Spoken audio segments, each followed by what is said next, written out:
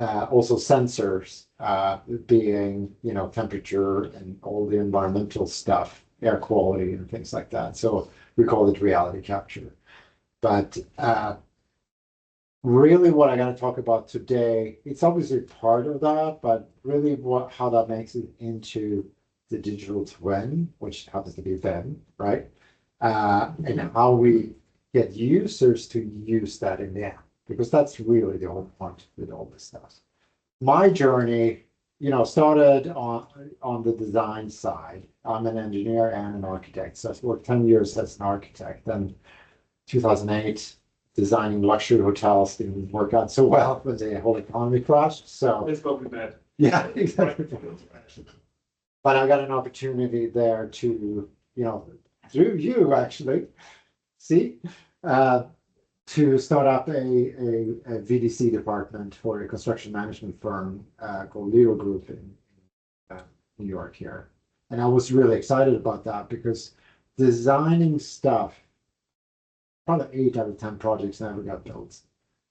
And it was a little frustrated because I was like, I really care about the whole picture. See, how does this really get built? How does it live? So I ended up working 10 years at the Leo Group.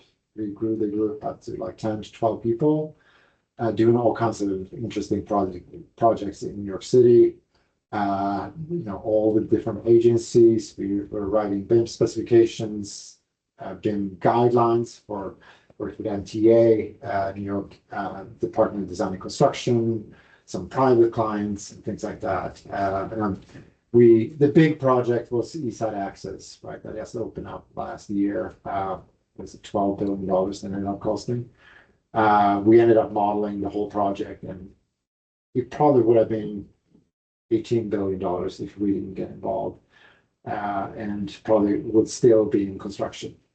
And it's not, I'm trying to, we realized there was so many problems with that project because it's designed in 2D. And we entered as some of the contracts were in place, but a lot of contracts were still about to happen. And we realized like underground work, things didn't fit. So we triggered all kinds of design changes, things like that. So we actually got the Autodesk Innovation Award for mega projects in 2017, I think it was. And actually one of my colleagues was supposed to make it here tonight, but I guess she couldn't make it. So maybe she was online here. But really, really cool stuff we were building there. But then, there was talk, in New York here about, the carbon emissions of buildings and the realizations of, like, I would say 97% of the buildings in New York is already built, and around 3% are under construction and being torn down and rebuilt. So if we're going to meet our climate change goals, we're going to focus on the existing buildings. I had the opportunity also in 2008 when the economy crashed. I needed money because I had to lower my salary at the company. So I got an opportunity to start teaching at Pratt Institute. There I started teaching. One of the courses was the graduate program for facilities managers. And it really opened my eyes to the world of facilities management. And because it's, boring but if we really care about sustainability, it's the 97% of the buildings we really need to look at. The new stuff is pretty good performing buildings. And that sort of back in 2014, we were working on the Lero Group for a new public library. Super cool project with Norman Foster. Unfortunately got canceled, the project, but we really realized that we had to figure out, so we were modeling this stuff, but it's like, measure this thing. And Langen Group, we asked them, like, okay, to laser scan this, how much is it going to cost? They said $140,000 to scan these babies. And I checked out, like, how about we rent a scanner and do it ourselves? And it was like 20,000 for the software and the thing. So we're like, let's do it. So I said to New York Public Library, we'll do it for 60. So, and they said, okay, so we did it, we learned this thing. We spent. So that's how reality capture became part of our workflow. We're like, from now on, because there's no point of making these models if they're not accurate for these existing conditions. So we start scanning stuff.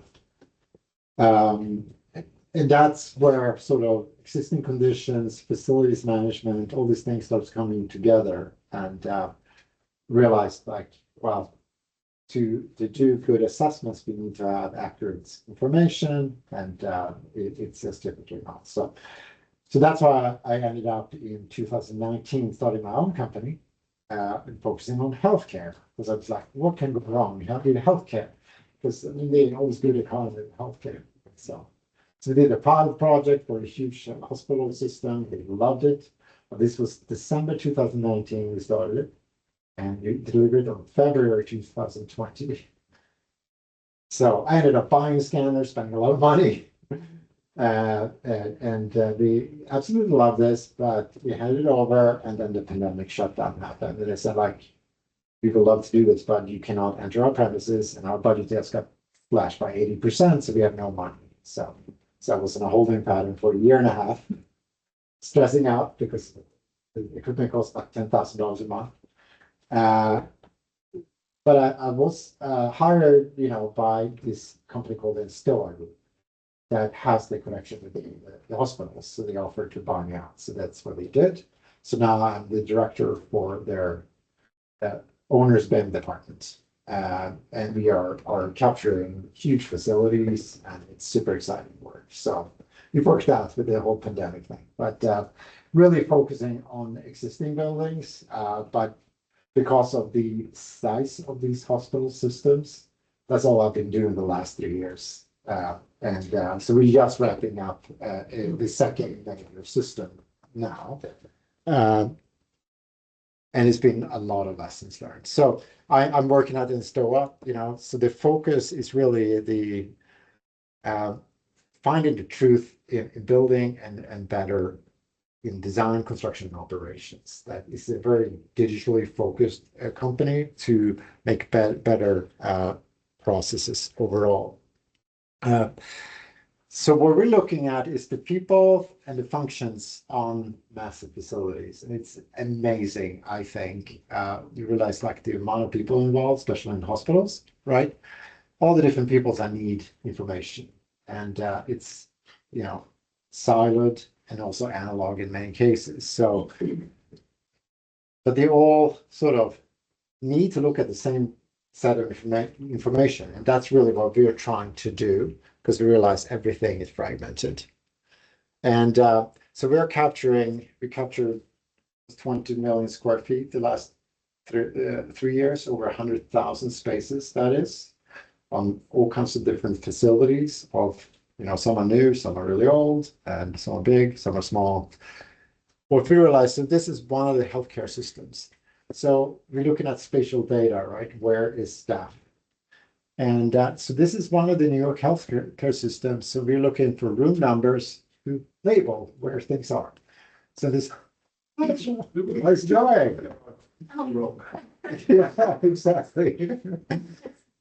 So we realized like 83% were missing. So how do we suppose that how do you guys find stuff? And yeah, the guy in the basement knows it. So he finds it, but if you look from a data point of view, it's crazy. Like, so these are the kind of things we're documenting and communicating and really creating a way for them to realize, like, you need to actually standardize across the board. And also then as we go through and capture everything, right? Like we then see how bad the condition is. The upper management are like, no, it's perfect, it's fine, and they're telling us this is great. But then we show them the data, what's really going on, and it's terrifying. So another thing is, especially when you work in hospitals, they a lot of them are old, and then they add to them. So it's like maybe 100 years old, it's the first little building, they keep adding stuff. So it's never really properly documented. So we're finding discrepancies that are also enormous. This is actually one of the smaller ones. That this was a presentation for them, so I didn't want to bring up the worst example. But the whole thing with, if you're going to do space planning, for example, if it's almost 4 feet off one side, but it's not off on the other side, it means that in this case it's 4 feet smaller. In this case, it's 2'6" narrower. This is the typical condition. This is not accepted. This every single hospital have done. That is not like new. But most hospitals in New York area are old from the beginning, right? Because everything has been built piecemeal. So these discrepancies are rampant. Then you look at the interior, right? So this is also a standard thing. Like if you do space planning, like this is what they thought they have, this is what they have. The corridor happens to be 2 foot wider. These kind of things are nuts. So, I mean, they have a lot of compliance with hospitals. They submit these CAD drawings that are all wrong. I mean, it becomes a legal thing, actually. This. So for every project, they're almost like, they don't want to believe us. So I had to spend a lot of time proving to people, like, here's the scan. No, here. Like, and then they had no idea. It gets even worse. Look at extensive department discrepancies. This is a New York healthcare system. What they thought they had and what they actually have. Their primary care, 43% larger. I mean, if they do financials per square foot, which they do, they are 43% off per square foot in efficiency and whatever. They have federal programs, they actually get funding that's based on those square footages, right? The emergency department is 52% smaller than we thought, right? So no wonder those people complain, they don't have enough space. And then the space planner looking, oh, you have this much space, this is the code and things like that. So, I mean, the ramification of this is enormous. And that's, that term single social truth, which I always been a little skeptical of the truth, but it is, in this case, really telling the truth. This is what's going on. This is what you really have. And I mentioned like why this discrepancy. Look at New York hospitals, right? So they built this building in 1890, then they added this in 1900, then they added this in like early 1900s. So it's just been like piecemeal growing. So it's up and down, and it is really hard to describe these buildings. So the traditional way of the tape measure, it's like impossible to measure these things. Plus, they change all the time. So we now have data, and you realize like 10% of this changes every year. So there is like movement going on, things changing all the time. So all the data they have from a design and construction project may be accurate in this little piece, but it's outdated after time. And the traditional way, it's like they don't have tools to update this stuff. So that's what we are trying to do, right?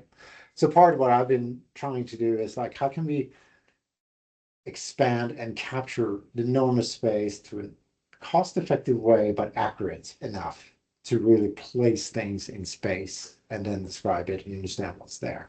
So that's really a lot of my work has been doing, but as I've been doing this now, it's the downstream stuff we're focusing on. How do we keep these things up to date? How do we get people that don't have any clue what BIM is, reality capture and things, to input data into these systems so they can stay alive? Because these are like cities. They're alive and thriving and changing, and things are happening all the time. So we have different, we use drones, terrestrial scanner on the tripod, combined with the mobile reality capture, which is kind of taking over now these wearable things. You just walk around and capture things. But it's almost less about the hardware and software and so much about how you do it and how you document it, things like that, and how we tie it to BIM and how we, what do we need to capture and what do we not need to capture? How do we get access to all the spaces? And who should we talk to get access and keys and things like that? So we spend a lot of time in planning, and we actually use BIM before we enter the space to actually communicate to everybody in the space. We're going to come to this here at this time of day, because we can calculate the path and then communicate, is someone going to be there and let us in? Yes, no. And if they sign off on this, this helps them to plan, but also protects us. Because if we don't get access, we have to come back the next day, that costs more money. That's a change order then, and things like that. So it drives them to be proactive, because it's the biggest bottleneck is to get access to spaces. Now with the technology and speed, it goes so quick we can do this stuff, right? And the resolution is just so high now. We get roofs, all the equipment, because that's the thing we didn't realize when we started this, how much stuff going on the roof in a hospital, right? It's crazy amount of stuff. So, but now with the latest mobile stuff, you just walk around, you get, take these panoramas all over the place. And that's in the software we're using, where you can then navigate and then see the viewer. Very kind of basic in a way, but very, very valuable for the end user. So we call it OBM. It's like, what the heck is Owners BIM? So BIM for design and construction, there's so much stigma against that in facilities management. It's expensive, complicated, it's impossible to, and they're kind of right for operations people. They don't have the budget, they don't have the skill set, they don't have the understanding to have these very complex models. So we call it Owners BIM and marketing that it's much lighter and simpler. It's accurate, but it doesn't have that much stuff in it, because that's the only way to maintain this stuff. So it's lightweight, simple, and accurate, because it has to be maintainable to the operations budget and the skill set of the people in these facilities, right? Because you cannot have MEP engineers sitting in modeling, architect modelers, structural modelers on staff. They just don't have the budget, and to outsource it doesn't really work either. So it's this interesting problem, because you have the 10% change every year. So they have to be able to update their own system. So we work a lot with training them on these, what we call the OBM standards. So very lightweight models. They don't have that much geometry in them, but there are a spatial database that they use, right? So it's accurate, lightweight, highly automated, which is very important, and easy to manage. So again, that comparing AEC BIM to the Owners BIM is really just a shell with things. And we're starting to introduce, but it's through machine learning and things like that, that if you can automate some of the modeling, it can fit into that budget for maintenance. So, I mean, we're down over 100,000 spaces. We're talking about millions of assets. You're gonna have staff to maintain those assets in the BIM. They have to have a huge staff. And if the competent people leave and new comes in, it starts getting messed up. But having a software that can place tags or through the AI using placement of assets or updates, it's possible to do.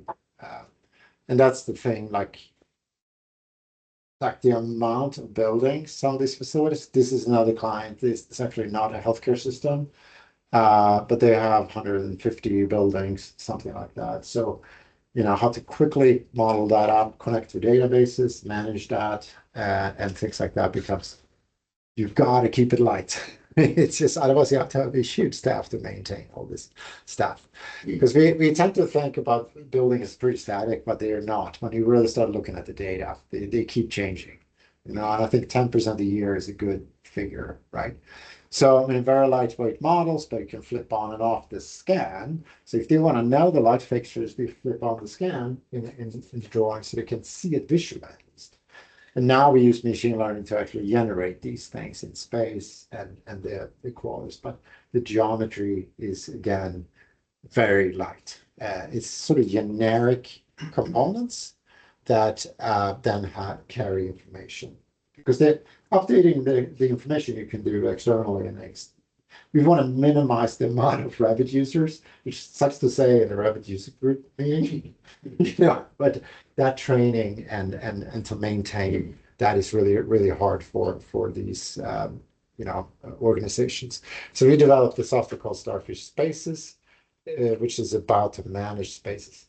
We are getting into asset management, but like we realize like how hard it is to get just the spaces right because of those numbers are so widely off. So we've been spending, 1 year just, a lot of time like capturing and just reconciling the reality to what they think they had.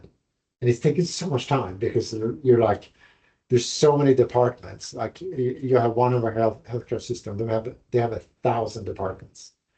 So this is where we now with this software, we are then training them to log into the software. They can update the information, stuff like that. But I never realized the discrepancy can be so big. And that's like these are the big chunks of people we're working with, like the capital planning people. What's next, right? They need to know what they have. That's where 40% off. It's a big problem if they're going to do planning based on what they think they have, right? The engineering people that are, do the engineering of the facility. You have the leadership that needs the big picture view of what's our whole portfolio. How much lease do we have? How much do we own? And what's active spaces, what's not, and so forth. And then, that's leasing itself is a big deal to make this decision. Should we buy? Should we lease it? And things like that. So that's the idea with the Starfish Spaces. And the more I got involved in space, the more you realize like how many dimensions there are to it. So here is just a small list of the people involved with space, capital planning, ambulatory service, all these people. Like, and that's what's interesting with hospitals, 24/7 facilities. It's life and death in some cases, right? So we teamed up with ASHE, American Society of Healthcare Engineers, and the FGI, Facility Guidelines Institute, and actually worked with them to create a space type standard because there was no standard. So you can then benchmark different type of spaces across systems or across different hospital within the same system. So that's really what we are have been focusing a lot to like do that. And I think we can check that checkbox now. And now we're actually moving into the asset portion. Starfish Space is an interesting program. Like Enstoa has some really amazing programmers. So we are creating these models, right? And then connecting it to a database so you can access the models using, it's no longer called Forge, but Autodesk's platform at what is called digital platforms, I think they call it now. No, it's the engine. Yeah. Platform services. Yes, exactly. You got it. They keep changing names so many. So, but we're using that to access the models. But we sync everything. So we develop our own add-ins in Revit that automatically syncs, which is a crazy thing. You think it's like syncing should be simple, but it gets complicated when you think a part is working in Revit, part is working in the database. How do we keep the data accurate? But it's been a learning curve there. But we have solved that. But these dashboards where you can then see the whole, you can drill down from every single building. So this is Yale New Haven, one of our clients. They have I can't remember how many, 300 buildings, something like that. You can drill from every single building down to the individual room with a few clicks, right? And look at the floor plan and sort of dive in there. So they have 200 active users now, and this is all people just working on the space management. They keep adding more and more users there in the facility. So this is when you drill down to the individual building, you can then select what floor and then drive in. And then we have, so this is driven directly from Revit. We plot all these 360-degree panoramas onto our floor plan, so you can see the room. You can click on that, click on the view, and pull that out, and you can actually tag things in the view. It's very simple, right? So They don't need any understanding of Owners BIM or anything like that. They do need a computer with internet connection. That's all. There's no software installation. It's just a login to that. And they love it. Again, because we remove as many barriers as possible. They then, depending on the user, they can update data and things like that. And that's how we are getting the feedback of department updates and the cost centers. There's so much that goes in to, and then we actually have a color scheme. We can either click and then do heat maps on, depending if the room type, who's in their space, what department does belong to, and history and things like that. So again, simplicity is the road to success. So we have a strategy where we're going now, the different pillars. So the reality capture part of the structure characterization, right? So we then create these lean models and then shoot it into the software for the space management. This sets the foundation for the asset management and asset collection. So we've done some asset collections with third parties, but we're starting to integrate that now and then plot that into the models automatically. And then a data transformation in the organization, how they actually deal with assets, things like that. So they can update things there directly, and you create this sort of feedback loop here. So you can have true proactive asset management, really, because again, the reactive is the standard because they don't know what they have, and then you can do all kinds of interesting things for optimization, and that's the optimization and the saved money is happening down here. But an example for another healthcare system that is here in New York, they have to pay each year for the carbon tax, right? The energy bill. And it turned out that their hospital was 30% larger than they thought, and that was like every year to New York City, they have to pay that $800,000 less a year. So it means our whole project is paid off in 2 years. That's just one of the hospitals that they have. So like the financial, thank God it wasn't smaller, I guess, because again, it's that energy bill per square foot, right? So they were much more efficient than we think. For some weird reason, most of the buildings turn out to be larger than they thought. I don't know why that is, but so what are like in my department, it's like our roadmap is this, like quantity to quality, we call it. So the first test is position things correctly, right? And then the facility, what is that? And then, with the geometry and also all that. We capture signage and labels, and now use machine learning to identify all the signage, the room signage in this case, right? And also other kind of signs, and position that in space so they know what that is. For hospitals, it's actually a legal requirement. The signage is so bad in general. Occupancy, how is the space being used? This is the room types, and then we can do all kinds of analysis on that because there's requirements based on the occupancy. And then assets is sort of, okay, what's supporting all this stuff, right? That's the assets. And we use now, oops, go backwards here. Yeah, there we go, sorry. And the next thing, we are scanning the Wi-Fi connection, so we can map that out. Like every location, what's my Wi-Fi signal? For hospitals, that's pretty important, right?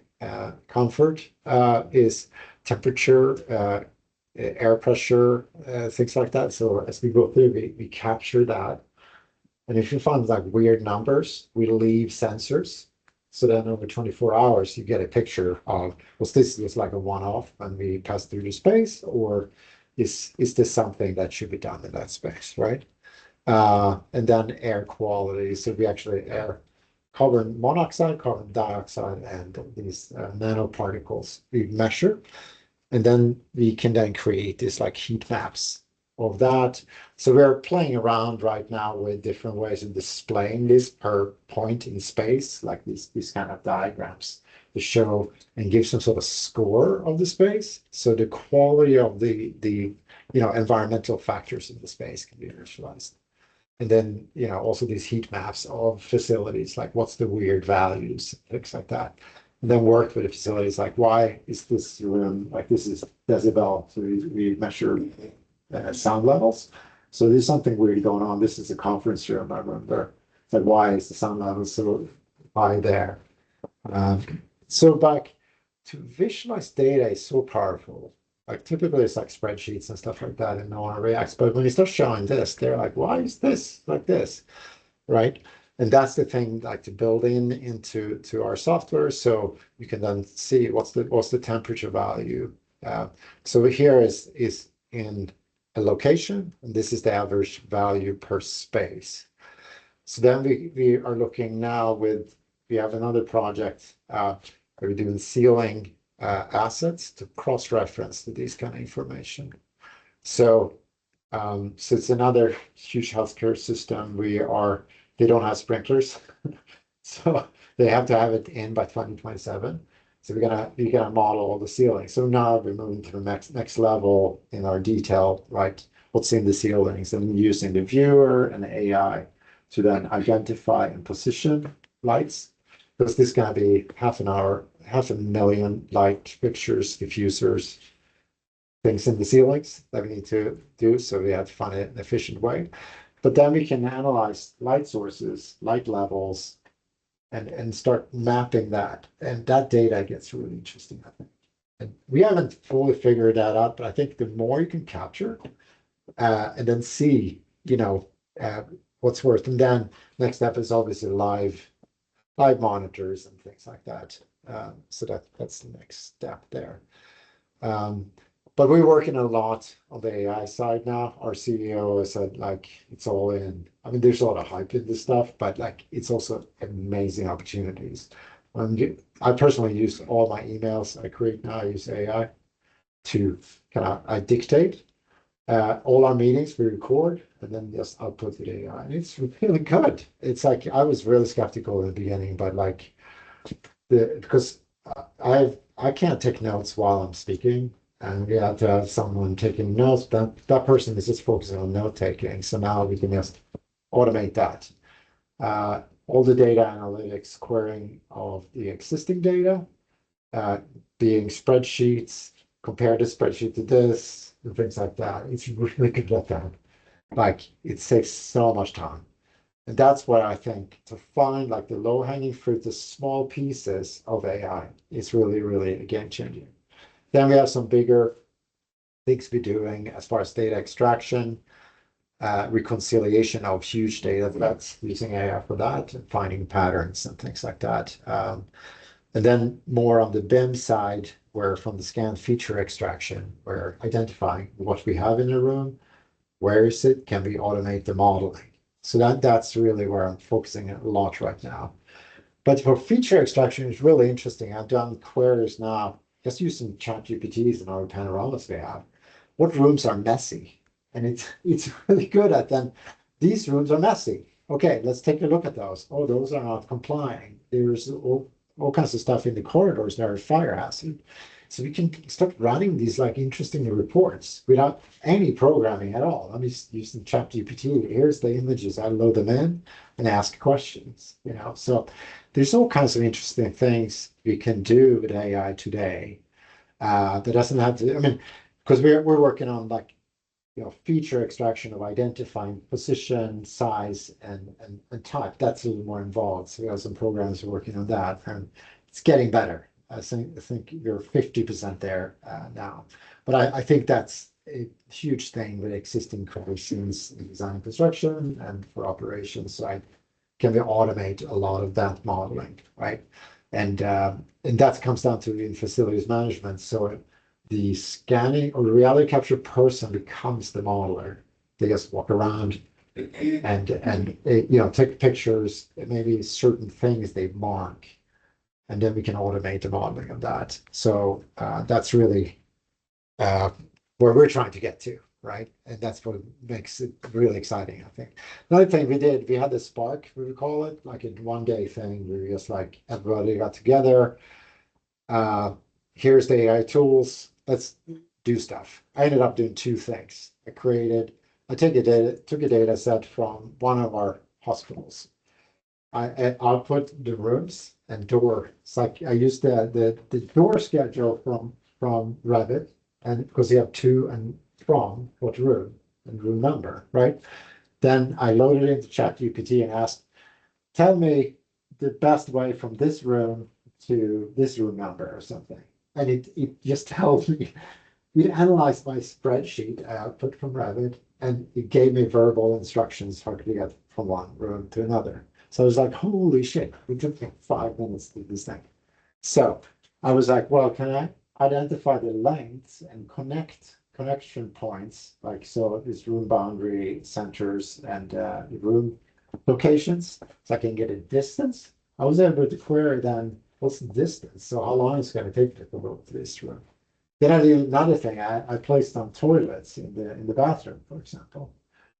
That's yeah, and I'll put that as a room or a generic schedule in Revit that is listed what room are these components in, right? So I have the room numbers there. I had my sort of wayfinding spreadsheet. I took this to dumped it into ChatGPT, totally tell me where the nearest toilet is. And the thing, my toilet on purpose, I didn't name it toilet, but there was a toilet in the room. So I figured out this room has a toilet in it. So it figured out the meaning of what that room was. So I could get like these directions, and it didn't take that much time. Like, I mean, without the AI, like it would have taken me weeks to do this stuff. So that led to another thing. I was like, whoa, it can interpret things. So we have a room type standard, right? That we work with the FGI. So I just take all my room names, define what room type standard name it should be, and create a column in Excel. So it did that and spit it out. I was like, holy shit, we spent like a day doing that for a building, but it took 2 minutes. So there's certain things with AI that is just so revolutionary. And it becomes really fun. And I think to me, been working with BIM since like Revit 1.0, that's the first time I used to have it. I feel BIM has been this like closed box that is only the BIM people that know. But I think AI can really help like opening that box up, because you can spit data out and then like have people work on it with AI as a tool. And that's what I'm like, 20 years. I was like, BIM's the next big thing, and I think we're finally getting there, you know. So, 25 years. yeah, exactly. It takes time. But anyway, that's what I had to talk about today. There's so many different things we're working on, but hopefully this was like informative and I would love to hear what you guys think about it and what you guys are doing, right? I don't know if we're doing on time here. Keep going. Yeah. Yeah. Assuming that there's a lot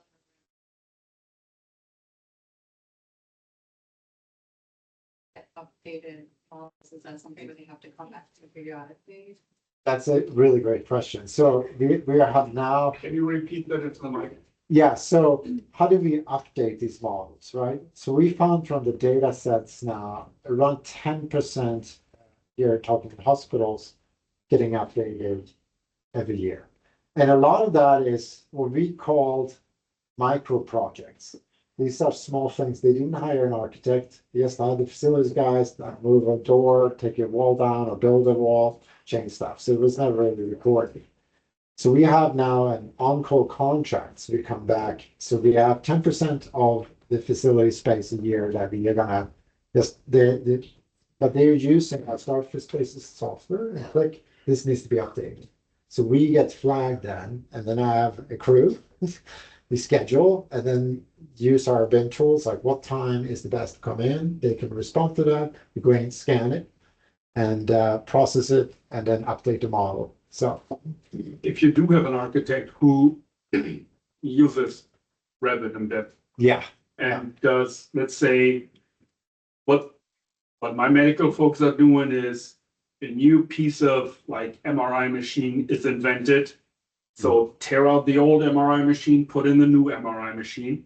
yeah, Just the trade of the machines causes so much damage along the way that they need to renovate, space of this size.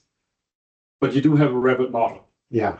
Do you use that or do you still go in and scan? That's like what we're looking now for this, like the geometry not changing, but like the content is changing. Yeah, I mean, Can you just do that with a camera, right? mhm. Because you don't really need to measure anything. So this is the thing we're working on now, like how do we do this? So we've been running some experiment, like let's put a camera, stand in the doorway, like type in room number. I take a picture, then you like do like a sequence of 3 images. You walk like 6 feet, take another picture. So you get like 4 pictures. Triangulate your. So this room now has that. Yeah. So then we like it's within a feet or two, but the Yeah. picture's there. So then they can like understand and update that information. Because again, about finding what's the easiest way of doing it, because that's our goal is to empower the owners to do the updates. Because we're done the sort of a shift where we don't want to make the money on the scan. We don't want them to be dependent on us on scan. So there's a sort of transitional roadmap we have. And these things getting better and better every year. Now like I mean, if I project back 10 years, like, well, how's going to be 10 years from now? I mean, I think, probably some light little thing that doesn't cost much money, from. And the way we're seeing doors right now for our facility, we call them portals. And that's where that position is a coordinate in the model. So the idea is like you can have like a camera or something, stand at the door, and walk around. And if you have a sensor that can kind of keep track, like on the iPhone, they have a laser scanner now. It works for one room, but not much more than that currently. But if you have the door as a known coordinate and direction, that might be good enough. So that's what we're trying to do. Because it shouldn't be that they have to rely on expensive consultants. It's just like for they tend to shy away from that because they don't want to be dependent, for their operations this way. So that's the goal. I mean, we're not there yet, but for us, we proved our value and saving them a lot of money. But now it's like really working, and like as Enstoa is the software, that's really the focus of growing that. So. So you're the platform provider. What's that? The platform. Platform provider. Yes, exactly. We're the platform provider, and I guess So standards you- and workflows. We do now training and things like that because like how do you work in the system? How do you update it and Mhm. things to build the skill sets within the So- organization. Let's say the old guy in the basement, right, who knows everything, Yeah, hires himself a young millennial or Gen Z who yeah, knows how to walk around with a handheld scanner, right? yeah, exactly. That handheld scanning info that comes from the client lives on your platform. Exactly. Okay. And in the end, it actually lives in a Revit model. We shoot the data, even if it's not geometry, because I like what Enstoa is doing. We're not trying to make them dependent on us, but we want to create such a good thing so they don't want to leave us. But Yeah. but in the end, if they say like, well, we want to move to this platform, you have your Revit model, your data is yours. So, okay, fine. Like, What the thing, like just philosophically, yeah, that I find amazing, whenever you talk to like BIM people and data science, and I have in January, Benny, he's gonna tell me that he doesn't care about Revit at all. Like they're like, oh no, it's gotta be like this software platform. And Revit is clunky. It is for construction documents and it doesn't do anything else and it doesn't do design, it doesn't do data well. Then I talk to you and it's like, no, you guys just don't understand Revit. You just haven't learned the tool well enough to make that value judgment. Yeah. Because like I talk to you and all of a sudden it's like, oh, but it does. Like all the things that people tell me, like, nah, it doesn't do that. And all of a sudden it's like, no, it does. I think generally overcomplicate, and that's the thing. Like we lock down everything. I mean, it's cool. Like we have our add-in. They don't call it plugin actually. So you change, but like where we lock down a lot of parameters. We actually in our software in software spaces you generate all the parameters for Revit, and then when you open Revit and it connects, it absorbs all those parameters and generates them and assigns them to right, because that's a huge thing. Right? It's like, so we try to eliminate all this like headaches that you have to deal with. You know, all our plans are automatically created, all our sheets are automatically created. I mean, that's not rocket science anymore. But all the tagging is automated. Like you just click, click, click. So, you know, it's, you know, the reason not to use it shouldn't be there, and you should be able to train a guy in a day to actually work in this environment, you know. So that's why we don't do any pipes or anything like that until it's like automated in a way. You know, it's like nothing, but like in the facilities world, like the competence level is it's not too high. You know, like to find skilled BIM people that want to work in their environment is really hard. It's that's why like we gotta adopt to that environment. But there's tremendous amount of use cases, and you know what they're looking at is different. I mean, it's sort of what's in between the walls. It's what they care about. While in design and construction, it's like what's in the wall. Kind of. I mean, it simplifies it a little bit. So, but yeah, I mean, we've done, you know, I think 15 million square feet the last 2 years. We're now seems like we're hoping for next year do 20 million square feet, which is like over 100,000 rooms in a year. I mean, it's nuts, like the quantity, right? So, and they're a pretty small, agile team to do that, and that's the whole idea. Is like, how do you simplify, so you can actually capture stuff? Because I mean, the whole vision is like every building should be captured. Really, I mean, okay, some residential may be less important, and things like that, but like that a hospital is not captured this way is insane. If it's not, because definitely if you look at the data, you know, then the environmental thing, we're just scratching the surface on that. We've been in talks with the Well Institute that has this rating system for the quality of space. So that's the thing we're looking at. Like, can you then do, you know, through sensors and reality capture, automate that, the rating, things like that. So there's so many different avenues to go down. I mean, our struggle is like, how do we got to stay focused and develop and really make it work. But like the amount of directions this can go into, and I think that's like you're talking about, like Revit is a piece in all this, right? It's a tool. And talking about this group, right? Like Revit is still in the very much the center, but it's so much other stuff going on that is not Revit, but it's if you use Revit in the correct way, it can really unlock us a lot of stuff, you know. So I've got a question online. yeah. What do you see as the obstacles to getting all these different scanning and sensory data into one model? I mean, the thing is to get funding to actually do it. It's actually, I mean, from a technical point of view, we've solved that stuff. The thing is to get, like, everybody's like, I want the thing for me. The same thing in design and construction, right? They only care exactly what's in it for me. And in facilities, the budget gets then between the different departments. If you only serve one department, it's not going to be enough money. So you've got to get someone to understand holistically. Let's spend it a little more this You're year. going to get the CEO to become a techie. Yeah, and the communicative value, because they don't understand the guys on the ground. The individual person on the ground loves it when they finally have it. Before they have it, they don't understand what they need.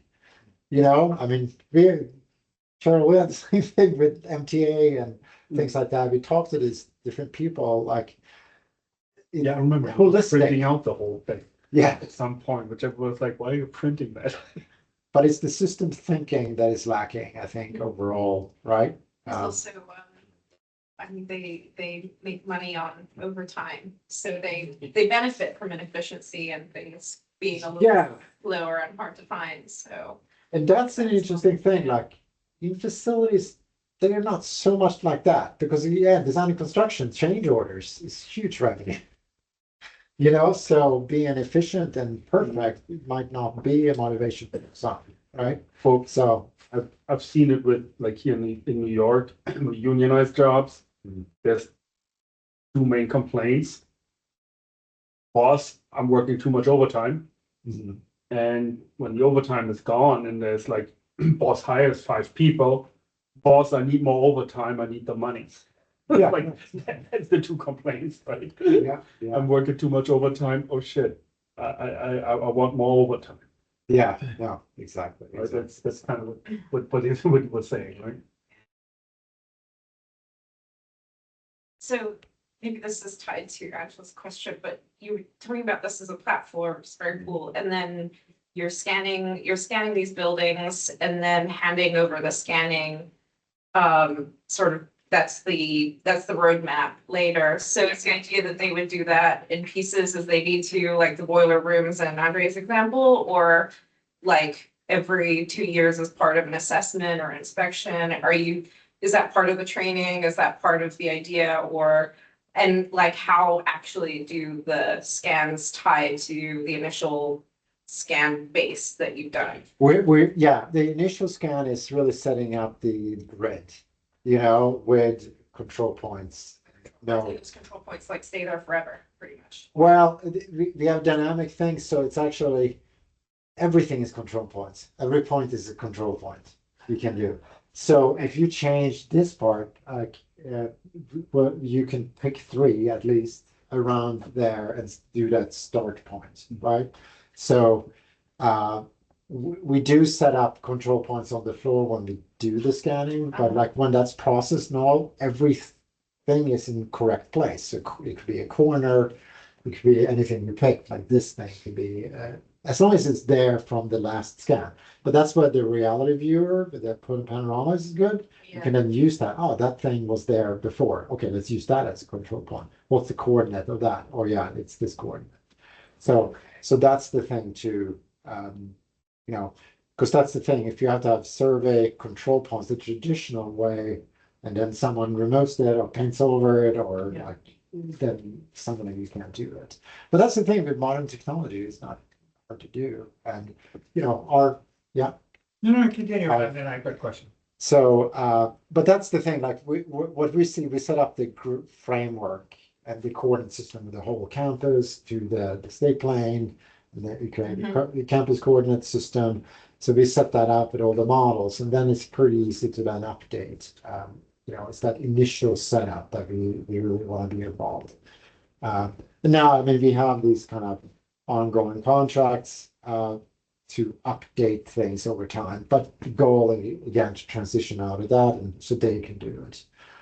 But it's really, I mean, to me, like I got really obsessed about the data to see like it's not only like geometry that this discrepancy is change that there's a discrepancy, and how these systems always, like you set that up, they get sort of reality, but then it starts deteriorating over time.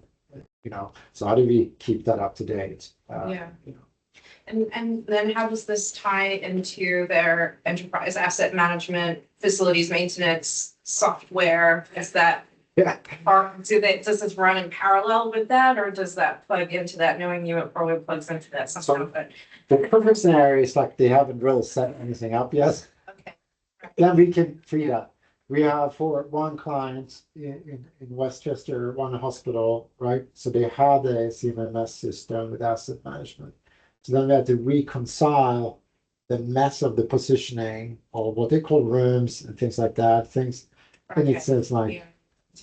we spent like, you know, as much time as we scan models, we spend like trying to match things, meetings with Yeah. people. What does this mean? It's like, it's in the corridor on second floor. Like, which corridor? Like, so then we have to have like spend half an hour at a meeting to figure out like who knows that asset and things like that. It's nuts. So this is the thing, because they didn't even have drawings when they set that system up, right? So some guy walking up, they had a computer or laptop that they put the thing in, but like it's all, we don't, it's not walking blind kind of. So that's the thing, like the old way of setting things up is just so terrible. And it's really that reconciliation. And this is where AI can come and help, but it can't do everything. But like if you can do some, it can help. Like because we are used to like match up all the locations that actually seem to that you find in our database to that legacy. Okay, 40% it could find the room numbers and match those, but 60% it couldn't. So then we at least 60% focusing on. So you had a question there? Couple questions. One, with your designing, or sorry, with your measuring and stuff like that, have you seen in the last 2 years or last 5 years that you went from, let's say, 25 cents a square foot down to 2 cents a square foot because of the technology of the equipment, how you process the information, and how you deliver the information? Yeah, I mean, we have hit, as far as the capture, we've hit the bottleneck of access to the space. We can't unlocking doors, making sure we can walk through the space. That's the, you know, that's our bottleneck right now, right? So that's, we can't be more efficient, I would say, in the hospital environments. Then if there's more open space, we can move much faster, things like that. Then the processing is happening independently. We set up now, so we upload it to our cloud thing, it starts processing in the cloud overnight, and the next day it's done, right? So that's, we can't optimize that more either, like they're not gonna work in the middle of the night anyway. Then on the modeling sides, I think there's a lot, I mean, what we're doing, I think we can probably do 50% more efficient there with AI and things like that. So, so there we can optimize. We've optimized everything as far as standardization. Like there's as few options as possible for a modeler to model. They can find stuff right away and things like that. So it's the AI can help optimize there. But yeah, the cost is tied to that. We are pricing for the final product, and that's where we're optimizing now. Where upfront we have now sheets before we do any scanning. Like what do you call this wing? What's this floor called? What's your department? Because when we started out, then it was like we start filling it out, and they were like, no, this is all wrong. This level is this. I was like, what? This guy told me this. It's like, it was shocked. I was at the Kimmel Center and they were like walking me through and they're like, you're on Kimmel 14 and then now you're in whatever the other building was called 13. Exactly. We have hospitals like that. I just walked through a doorway and I was on a totally different floor in a Yes. different building. It didn't feel any different because the architect did a decent job. Yeah. But yeah. Yeah. No, there's hospitals like that. There's Moses Hospital and up in Bronx. It's the most nightmare. Like it doesn't make any sense. They have two first floors on top of each other. It's like, who on earth? But then you walk down the corridor and suddenly it's second floor. It's like this line here is like, why? Who decided this? No one knows. You know, so yeah, and it's like you set up Revit models, first floor, so what? And then you change the model, break it up into pieces. It was a nightmare. You know, so it's like that we talking efficiency. Now we scan in zones. So, and then every time we go and scan, we don't scan a room, we scan a zone. Then we have to replace that piece instead of like cutting the point line and these images can be replaced. So everything is like super planned out now for replacement. So there's been lessons learned on that and things like that. So, I mean, you know, there's always these things you fine, it's better. But we've done that like checklist for everything we do because we realize like the client has to sign this off because we've had to come back and rescan or remodel or relabel things because this guy didn't give us the right information. Because there's many times like this the guy in the basement that retired last year. He knew, you know. So yeah. Now, another question. When you look at this stuff, it seems like you could say that there's a roadmap for you to be part of the design team moving forward because you have the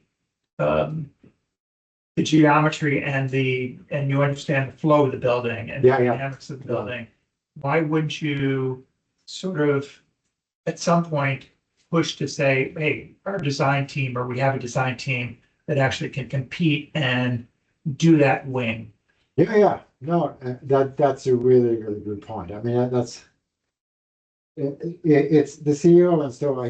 He's actually is a construction guy originally, and construction data and things like that. And I mean that's a space we're looking long term to get into, both design and It's a natural construction. thing for you to push into that area Yeah. and say that we've got the database, we Yeah. understand the building very intimately, and we Yeah. can see from our drawings, rather than the false drawings, what the solution is. Yeah, no, exactly. And I think that's also now, I mean, that's the goal now. We scan, say 100,000 or something like that, right? So we are getting really interesting data, and then usage and occupancy and things like that, and how are we really using spaces? Because that's the thing. I've worked as an architect. It's all assumptions, right? Like, oh yeah, it's conference room there, this, but like to get data on like why is no one using that room versus that one, or why is that this one? So that's where we want to get to, because again, like what's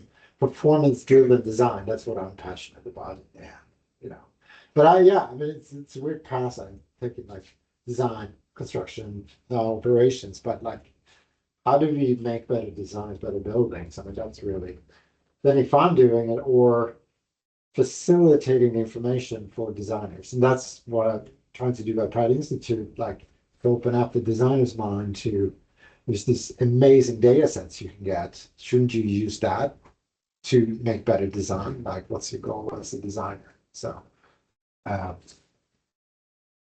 because that's the goal, right, for everyone in the building industry are better buildings, right? So, and if you don't have data, you're just making an assumption. And looking at the data, it seems like everybody's assumptions is wrong. No, I mean that's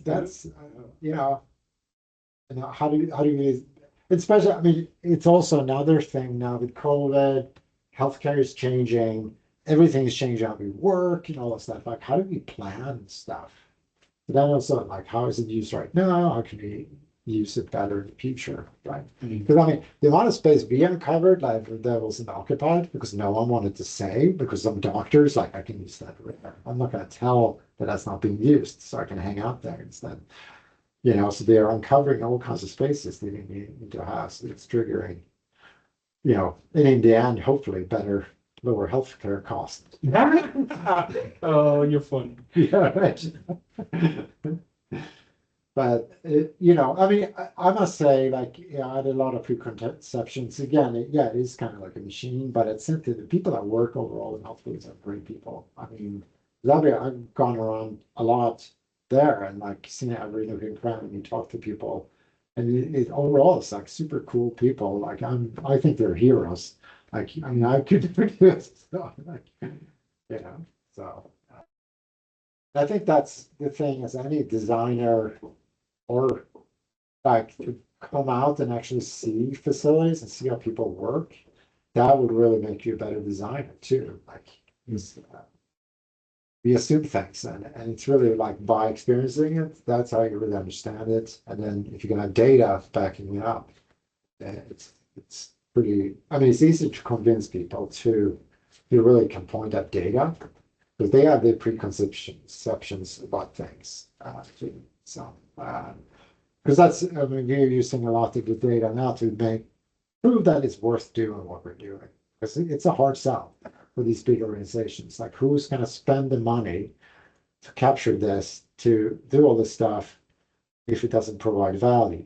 You know, because everybody's like, oh, this thing is broken, I want to spend the money on that instead, you know? But that's the data we're getting now. Like, you say this much money, just finding documents. I mean, I don't know, I'm sure on MTA, if they got it better there, but I remember we did an analysis of how much time they spent each year to just find drawings, Yeah. you know? That's gonna be a sort of difference 10 years ago, for sure.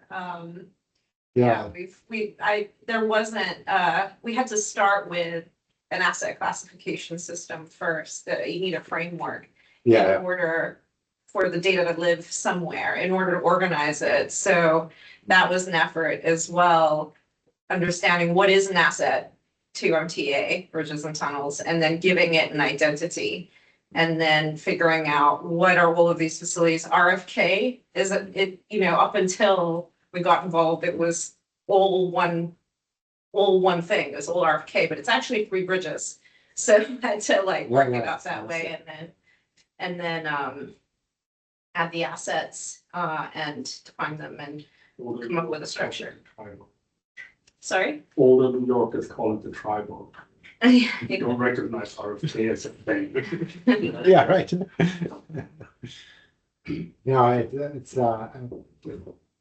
I mean, we're talking a lot about like what's the theoretical, like, you know, 100% efficiency as far as certain things, you know, and it's pretty inefficient in general. I mean, I came from design and construction, but like operations too. Like, because even though don't know where stuff is, and you make decisions based on, you know, very partial information or even very inaccurate information. So then your management of that is not going to be very efficient. Like, so that's, I think, the promise of what we're doing, I hope, and hopefully that will lead to better environments, better places, and things like that. So, any other questions? Yeah. Yeah. So I'm actually curious to know which scanner did you use? I mean, I know that technology is always, you know, evolving. Yeah. But like, what did you actually use here?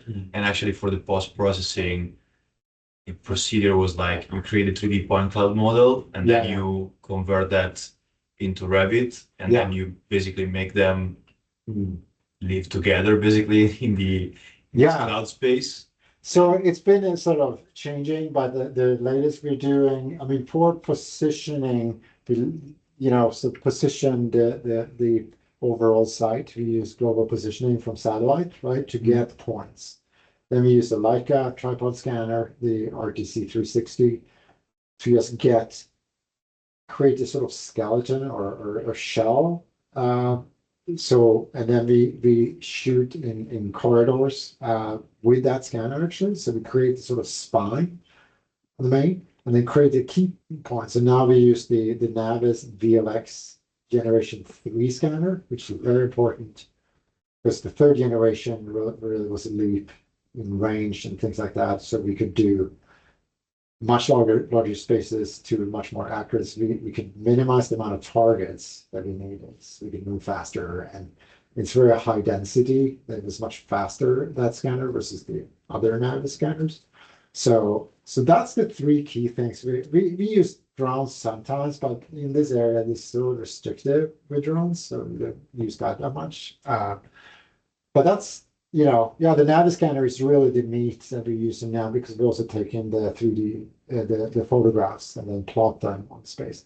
But we don't use any of the Navis viewer. They have an online viewer, so we develop our own. We just process everything locally. They want us to go to the cloud, but I made a special deal with them, so we have local machines that we process everything on, because we test things all over the and the problem with the cloud models, you have to spend money each time you process. I don't process the same data set 5 times because we're testing different ways and processing different segments and things like that. So it's, and then we are using, so a lot of programming now, how we locate things. So we have written our own little program how to spit it out from Revit automatic coordinate system that we feed into the processing software. So we do sort of BIM driven reality capture, we're calling it. So we actually start modeling before we scan to set up the main frameworks and setting up points, and then we do the Leica scan, get those accurate points, correct those, and then so it's like it's this goes from kind of general to more and more accurate, I would say. So, and You said you create these initial points, you have a, like a survey grid, kind of, we actually use the Leica RTC scanner is good enough. We're doing sort of triangulation, like a closed loop. So from the roof through the stairways down, okay. through the corridor to exit, and all the different exits. So we create sort of and when you do the loop there, it's within an inch, the total position. So your local accuracy within space is much higher, but like on Earth, it's like 1 inch. But I did some research about that. Like, you look at expansion and contraction between winter and summer in a huge building. 1 inch is fine. You know, like it moves. You know, There's a lot of drifting. That's one. yeah. That's what I waited until the 3 because that's but I ran tests and like if it's not better than the one on wheels. So when the 3 came out, I ran tests and it had a range and the speed enough. And I was like, okay, finally, there's something that is worth investing in. Because the 1 and even the 2 is too much drifting in my view. So it's the 3 to solve that. Now they have a handheld thing. Yeah, the MLX. Yeah, I haven't tested that yet, but I might do it for our ceiling sprinkler project. So Yeah, what's that? I tried it out, it's still really good. yeah, it's like 10 pounds. Oh, okay. A gym workout. Yeah. Oh, Mark is tall enough. He doesn't to lift. Yeah. So yeah, I mean we actually 3D printed our own trolley because we realized like wearing the scanner is kind of hard when you're gonna open doors all the time and stuff. So we designed this thing you can walk into the trolley and lift it off and then walk out. So you kind of push the thing around, and if you get to the tight space, you put the thing on, and then you walk in and back. So it's really cool. I should have brought a picture of it. Yeah. Here's shoulder. We also have all our other sensors on that. Like, so we actually measure a height also to the ceiling and the width. So when we register, we take a picture in the door opening. So that actually measures the door width. So this is part of like the automation of ceiling modeling, door width modeling. So in the owner's BIM, the doors are all the same height. and it's just the width, right? And then you can have double door, single door, and things like that. But it's like as few choices as possible, you know. Then you can use data to fill that in later, right? Is there a window in it and things like that, but not different families. So we have one door family. That's it, you know. So it's like, but it's just simplifying it down to like, I can teach a person in 10 minutes to do this because really what's important for facilities, not, you know, then you can have a data point. Yes, 3 hinges, and this is the hardware set and things like that. But if I have to model that in geometry, I spend an hour, you know, so I can type that in or have someone else that I have no idea what BIM is, type that into, you know, structure spaces, you know. And that's the thing, it has to be like, I think, so, you know, and that's, when you look at the amount of data, I mean, if you have 500,000 assets and you're like, good luck if you're gonna model all that stuff and update it, or if you did something wrong, or you update your software and you want to add some new thing to it, a new feature, and you realize, shit, you need to replace all those or something, you know. So that's the thing we're trying to think, like, yeah, so we can keep developing and add more data changes.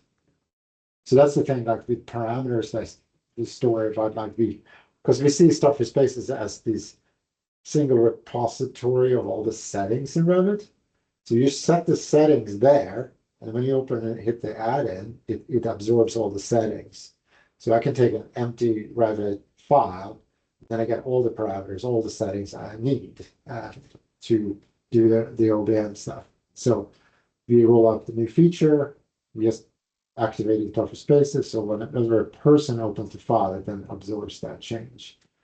Because that's otherwise, if you're going to have 200s and hundreds of Revit models, it's like add parameter, or shit, I clicked on the wrong one. Oh, I forgot to do that one. I'm not working with the database.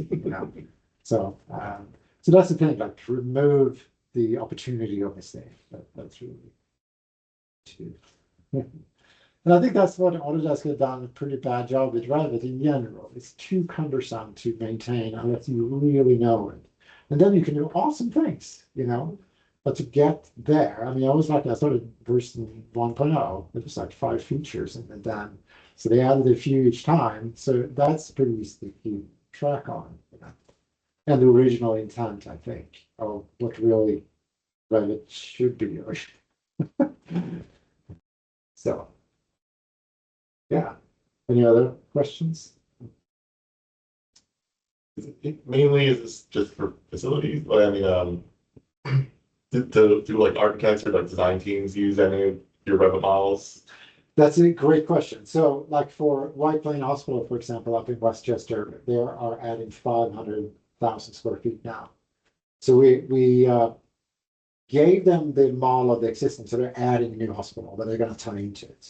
So they're done. But the problem there was that they wanted to use our models to align their whole design. So we had to be like, no. You cannot, because we can't be liable. That's what I'm getting at. Okay. Yes. I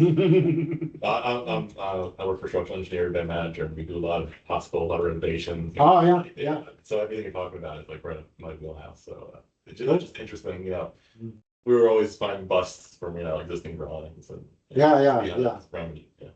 Because we can't say they're perfect, but they're really so much better than. But then if you're going to be legally liable for positioning exactly, I get a little nervous because I'm very confident on a lot of positioning, but who knows? This my thing might be a little off, and it's super fine. I'll say, For facilities, so, but that's the thing, we're working now, like giving guidelines how we absorb new design models. And we don't want to get rid of all the other stuff, but the problem is the data that hasn't been verified becomes like sand in the machinery, right? Because we have clean verified data, so everything has to be verified. So if you have 10,000 data points of this, it's not accurate, it's dangerous. So because a lot of people download like this VAV units from some website and it has all kinds of information in it, but it's actually not the correct information, so that's the thing, we're very restrictive with that. But again, we think through AI, machine learning can help sort through. It's like a good starting point. Like here's the hospital that is scanned. You have all these doors and walls. Like it's like verify everything. Exactly. We have written up sort of like this is what it is, this is what it's not, and this is an amazing starting point for you as a designer, right? But it doesn't replace your work. You do have responsibility to check because it might have changed too. It's not like, even though we have a plan out to update, it doesn't mean that they could have changed something that got missed, that was never communicated to us and things like that. So, but I think that's the mindset to have, like, it gets you can hit the ground running right away. Instead of do schematic design and planning on it, like, it's awesome for that.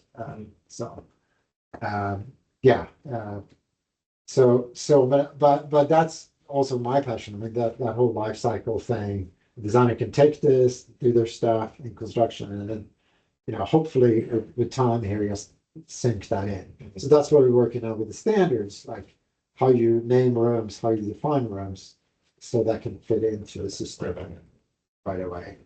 So cool. All right.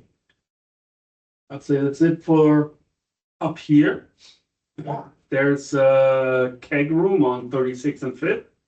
I'm gonna have to shut down the computer and whatnot. We're gonna wind this down, be out of here in like 10 minutes. And whoever wants to hang out, keep the conversation going. Keg room 36th and 5th, about 15 minutes. Cool. Thank you so much, guys. Thank you. Wow, that's fun. Thank you.